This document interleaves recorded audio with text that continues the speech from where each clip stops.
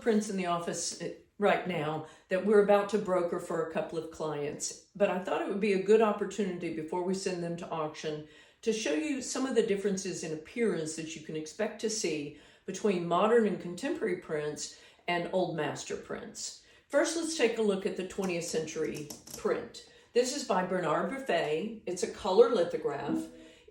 As you can see, first off, it has a wide margin. The margin of this print continues well beyond the mat here.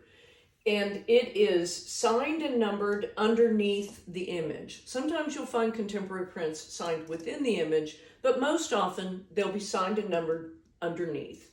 This is the signature over here, and on the left you see the edition number.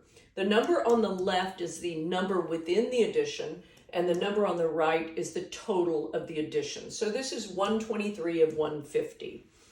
Here's another contemporary print that I thought we'd look at because it is unframed. Again, you see how wide the margins are. This is by H.O. Robertson. It's dated 1940. This one actually has the title and the number 27. This one does not have the full edition. It just has 27. So we really don't know until we do some research how many are in this edition. But this is clearly on modern wove paper, and this is a black and white lithograph as opposed to the Buffet that's a color lithograph. Now we're going to contrast the contemporary print with the old master print. This is The Last Supper by Albrecht Dürer. It has his insignia, the A over a D, low in the image. It has the date, 1510, within the image. We will show a close-up of this, but this piece is trimmed almost right up to the image. When you see an old master print, you're not going to see much margin at all. As a matter of fact, if you ever find what you think is an old master print and it has a margin much more than a 16th or an 1/8 inch wide, you probably have a 20th century copy from an old master print. Clients will often ask me, do I need to have my prints unframed before you come over to inspect them for an appraisal?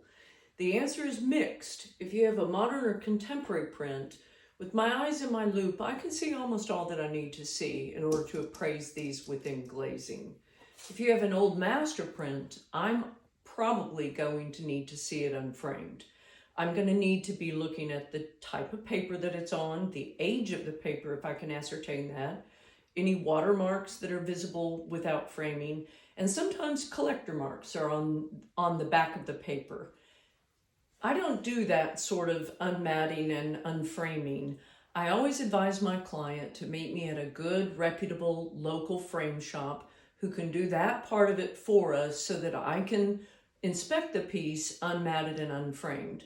That way, when I'm through, the framer can put it back together for us and we can leave with the piece back in its frame.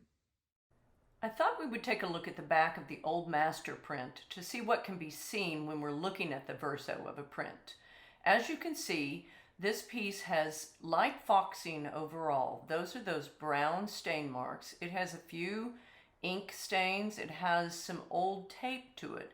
This, at the top of this, is old brown acidic tape, and it has now been reframed with acid-free tape. The white tape is acid-free tape. Here we're taking a look through light to see the back, to see what can be seen. Looking at the print through the light, you can see that this print is on laid paper. These large vertical chains tell you the kind of paper. Here you see the watermark that I mentioned earlier as a sign of age for the paper and the maker. We did some research on this watermark and found out that this is the Augsburg watermark and dates the piece to around 1576.